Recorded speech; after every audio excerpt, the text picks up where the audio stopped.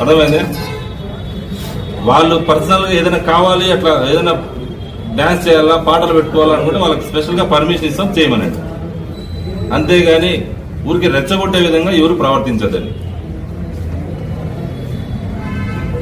ఇంతకుముందు జరిగినప్పుడు కేసులు కట్టి నెలలు పడి జైల్లో ఉన్నారు వాళ్ళు. దాంట్లో తప్పించుకున్న వాళ్ళు కొంతమంది ఉంటారు. ఎవరు తప్పు దాన్ని ప్రొవోక్ చేసి రెచ్చగొట్టేసి వెళ్ళిపోతారు వాళ్ళు.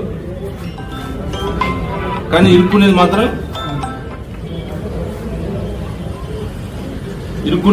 కొంతమంది అమాయకులు ఇరుక్కుంటారు.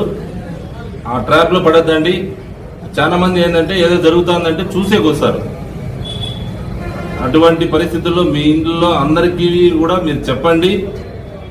అదేదన్నా ఇష్యూ ఉంటే ఇద్దరి మధ్య ఉంటుంది. అది ఆ ఇద్దరిని ఇష్యూ ఉంటే మా నోటీస్ తీసుకురండి, ఏదంటే పోలీస్ స్టేషన్ పాండి అని చెప్పి పిలుచుకొని రండి.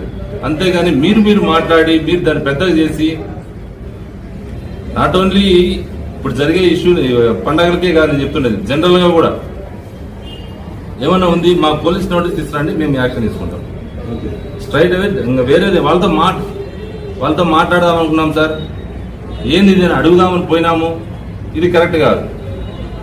మీరు స్ట్రైట్ అవే పోలీస్ స్టేషన్ రండి, మేము యాక్షన్ తీసుకుంటాం, మేము పిలిపిస్తాం, మేము కేసు కట్టి అవసరమైతే జైలుకు కూడా పంపిస్తాం.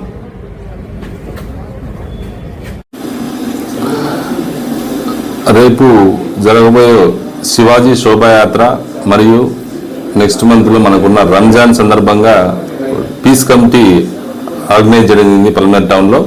దానికి ఇరు వర్గాల పెద్దలు అందరూ వచ్చారు. వాళ్ళకు కూడా డైరెక్ట్ గా చెప్పడం జరిగింది, ఏమన్నా ఇష్యూ అయితే ఇమ్మీడియట్ గా పోలీస్ డిస్ట్రిక్ట్ మాత్రమే తీసుకురావాలి, వాళ్ళు ఎటువంటి పరిస్థితుల్లో వాళ్ళని చట్టానికి చేతిలో తీసుకోకూడదని చెప్పి. ఎందుకంటే కొంతమంది యూత్ ఓవర్ యాక్టివ్గా ప్రోయాక్టివ్గా చేసే పనులు కావచ్చు, లేదంటే కొంతమంది వాంటెడ్గా ఏదైనా చిన్న ఇష్యూను కూడా అడ్వాంటేజ్గా తీసుకునే ఛాన్స్ ఉంది. కాబట్టి ఇమ్మీడియట్గా ఏది ఉన్నా కానీ పోలీస్ దృష్టికి తీసుకొస్తే వాళ్ళు ఖచ్చితంగా న్యాయం చేస్తామని చెప్పడం జరిగింది.